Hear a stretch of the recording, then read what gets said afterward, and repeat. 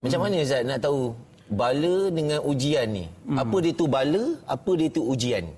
Setiap orang dalam dunia ini, miskin, kaya, masyhur, tidak masyhur, berpangkat atau tidak berpangkat, kesemua itu ketika mana membuatkan orang itu dekat dengan Allah, maka itu nikmat untuk dia.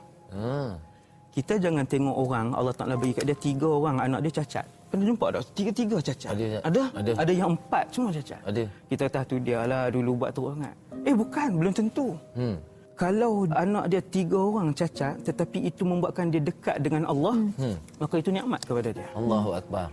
Bukanlah kemiskinan itu petanda aras bahawa orang itu sedang diazab, sedang dibala oleh Allah, bukan. Ki dia, apa saja keadaan, ketika mana keadaan itu membawa seseorang itu lebih dekat kepada Allah, maka itu adalah nikmat untuk dia. Masya Allah. Sama ada benda itu kecacatan, atau kemalangan, atau kesakitan, atau kemiskinan. Ataupun tak ada orang kenal dia pun. Uwais Al-Qarni orang tak kenal. Makhluk dunia tak kenal. Tidak famous dia, tinggi tak ada pangkat dia. Sangat tinggi di sisi Allah. Betul. Kemudian yang kedua, apabila Allah Ta'ala uji, sama ada yang pertama untuk angkat kedudukan.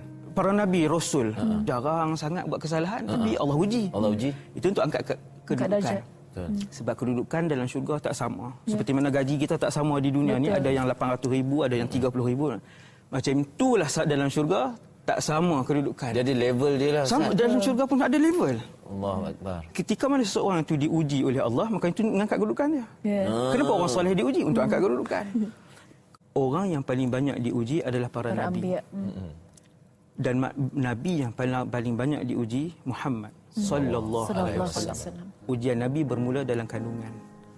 Nabi duduk dalam kandungan ibu dia, kehilangan ayah. Ujian pertama. Kalau saya senarai ujian Rasulullah, kita semua akan angkat tangan, tak ada siapa diuji sebegitu.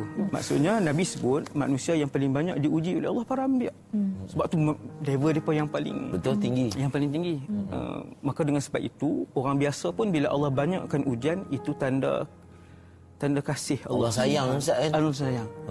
Setiap kali Allah bagi ujian, itu tanda Allah masih merahmati dan melihat orang itu. Maksudnya adakah kalau satu orang tu langsung tak terima ujian, Allah murka kat dia? Ya. Hati-hati. Dia kata langsung tak pernah sakit, langsung tak pernah miskin, sentiasa kaya. Happy aja. Sampai langsung tak pernah diuji. Macam Firaun. Ada ke? Ada. Ada. Firaun. Oh, Firaun. Firaun tak sakit. Semua kerajaan keliling tu banyak ufti dengan kerajaan Firaun, punyalah kuat dia punya tentera. Dia tak pernah miskin, daripada kecil dia tak pernah sakit. Sebab tu dah sampai dia ingat dia ni Tuhan.